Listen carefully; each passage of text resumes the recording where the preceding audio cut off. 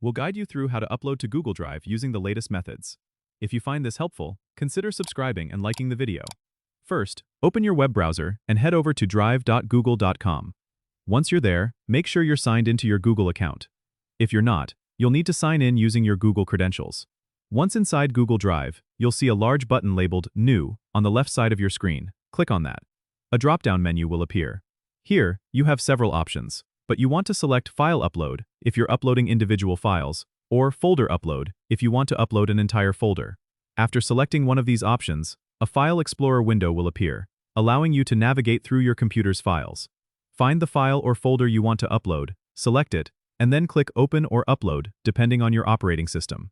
You'll see a progress bar on the bottom right of your screen showing the upload status. Depending on the size of your file or folder and your internet speed, this could take a while, so be patient.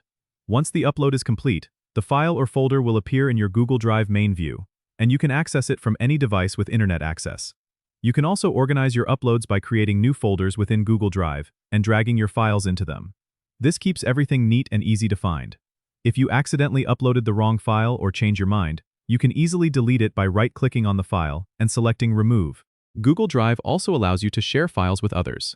To do this, right-click on the file or folder, click on Share, and enter the email addresses of the people you want to share with.